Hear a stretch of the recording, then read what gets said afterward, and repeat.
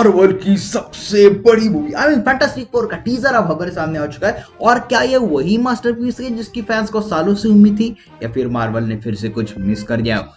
हम इन सारी चीजों के ऊपर डिटेल में बात करने वाले हैं, तो हाँ, वीडियो को एंड तक जरूर देखना क्योंकि हम इसमें कई सारे इंटरेस्टिंग विषयों पे बात करने वाले हैं। लेकिन इन सभी चीजों से पहले मैं आपको बता दूं कि फैंटास्टिक फोर की जो कहानी है ना, ये एमसीयू के मेन टाइमलाइन से अलग किसी 1960 के रेट्रो वर्ल्ड में सेट की गई है। और जिसकी शुरुआत में हमें रॉकेट लॉन्च का काउंटडाउन तो दिखाया गया था, लेकिन फिर हमें बड़ा खुलासा किया जाता है जो कि होता है बैक्सटर बिल्डिंग का। लेकिन यार इसका लुक इन्होंने इसका जो लुक लिया है ना, ये एक मार्वल कॉमिक्स से काफी ज्यादा डिफरेंट है। तो इसके बाद हमें रीड रिचर्ड्स और किसी एक आदमी को अपने लिविंग रूम में लेके आते हुए हमें नजर आ जाते हैं, जो उसको कहते भी है कि वो सभी लोग हफ्ते में एक बार तो एक साथ डिनर करने बैठते हैं। वो जो कि संडे को 7 PM शार्प वो डिनर करते बैठते हैं। लेकिन वही आसपास अगर आपने नोटिस किया होगा ना, तो वहां पे आपको हर्बी को भी दिखाया गया है, ऐसा देखने में आ जाएगा, जिसका मेन पर्पस तो गैलेक्टस को ढूंढने के लिए उसको बनाया गया था। लेकिन क्या मार्वल ने इसकी कहानी भी अब बदल दी है? क्योंकि यह गैलेक्टस को ढूंढने का काम तो दूर दूर तक करती हुई नजर नहीं आ रही।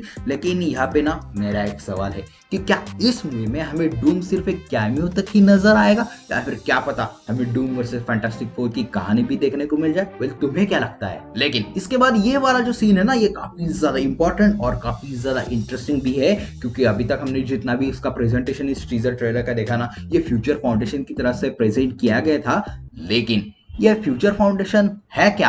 अगर इसके बारे में नहीं जानते तो बता दूं कि फ्यूचर फाउंडेशन ना, ये फैंटास्टिक फोर के द्वारा बनाया गया स्पेशल प्रोजेक्ट होता है, जिसमें वो एमसीयू के स्पेशल माइंड्स को ट्रेन करते हैं। लेकिन यहाँ पे सवाल ये भी पैदा होता है कि क्या रीड रिचर्ड्स पहले से ही मल्टीवर्स के बारे में जानता है? क्योंकि देखो, अगर आपने इस सीन को ध्यान से देखा ना, तुम्हें पता चलेगा इस सीन में रीड रिचर्ड्स ब्लैक बोर्ड पे कुछ लिख रहा है। और अगर तुमने ध्यान से नोटिस किया होगा ना, तो आपको पता चलेगा कि ये सिर्फ नॉर्मल मैथमेटिक्स नहीं है, बल्कि इसमें worm hole, loop hole, multiverse के बारे में लिखा है, या फिर ब्रिज टेक्नोलॉजी के बारे में भी इसमें हमें लिखा हुआ नजर आ जाता है। कॉमिक्स में ब्रिज एक ऐसी मशीन होती है जो रीड रिचर्ड्स के पास होती है, जिससे वो मल्टीवर्स से कनेक्ट कर पाता है ना। अगर आप यही बैकग्राउंड में अगर नोटिस करोगे ना, तो वहां हमें इनके स्पेस सूट भी देखने को मिल जाते हैं, जो कि शायद पूरे मूवी में हमें 2 बार यूज करते हुए देखने को मिल जाएंगे। हमें 2 डिफरेंट यूज करते हुए नजर आ जाएंगे। और आगे के कुछ चीज इस बात को अच्छे से और भी ज्यादा कंफर्म हो जाते हैं, जहाँ पे हमें फैंटास्टिक फोर के फ्लैशबैक दिखाया जाता है कि उनके अपनी पोस्ट कैसे स्पेस में गए, कॉस्मिक रूइज ने हिट किया, कैसे शू जो कि इनविजिबल हो सकती है वो स्पेसशिप में ही इनविजिबल हो जाती है। फिर उसके बाद बेन ग्रीम, जॉनी स्टॉर्म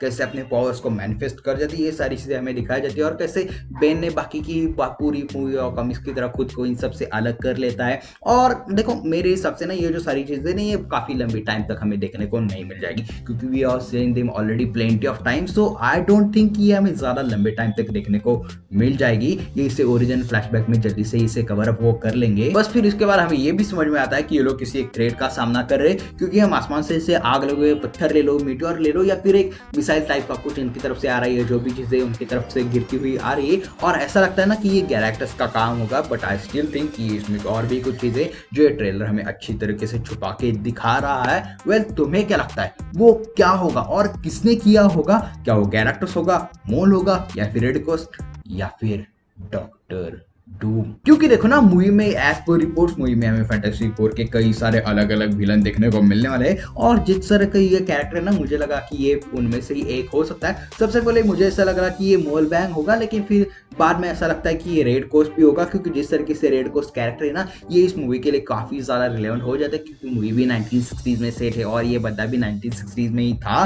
और बेसिकली ये बंदा ऐसा है ना, जिसने एप्स का ट्रेयर बना के खुद इसके साथ स्पेस में जाके कॉस्मिक रेज को हिट करके फैंटास्टिक फोर जैसी इस बंदे ने एबिलिटीज भी एप्स के साथ पाई थी। लेकिन इसके बारे में गैलेक्टस भी एक बैकशॉट की तरह से दिखाया जाता है। लेकिन यहाँ पे मेन सवाल ये पैदा होता है कि क्या इस मूवी का मेन विलन बस गैलेक्टस ही होगा, या फिर ये ट्रेलर हमसे कुछ छुपाने की कोशिश कर रहा है? क्योंकि हाँ, इस ट्रेलर में कई सारी ऐसी चीजें जिसके आंसर हमें अभी तक नहीं मिले। ये ट्रेलर कुछ चीजों को काफी अच्छी तरीके से छुपा रहा है, या फिर मार्वल हमें बस डॉक्टर डूम से मिलाने की पूरी साजिश कर रहा है? तुम्हें क्या लगता है? तुम्हारी क्या थ्योरीज है वो मुझे नीचे कमेंट सेक्शन में बता देना। और फिर इसके बाद एक मनी शॉट है और इस एंड भी हो जाता है जहाँ पे हम ये चारों किसी पोडियम पे खड़े हुए देखने को मिल जाते हैं। बेसिकली ये इनके फ्यूचर प्रेजेंटेशन, फ्यूचर फाउंडेशन जो है उसका प्रेजेंटेशन होगा, उसकी मार्केटिंग के लिए बस ये शॉट रखा हुआ है। वेल, तो तुम्हें क्या लगता है, क्या फैंटास्टिक फोर एमसीयू के लिए वो गेम चेंजर मूवी रहेगी या फिर बस एक और एवरेज फिल्म? वेल, तुम्हें क्या लगता है ये मुझे नीचे कमेंट सेक्शन में बता देना। और अगर तुम चाहते हो कि कैरेक्टर्स कौन है, वेल इसके बारे में अगर तुम्हें जानना है ना तो कमेंट सेक्शन में बता देना, हम उसके ऊपर भी डिटेल में बात करेंगे।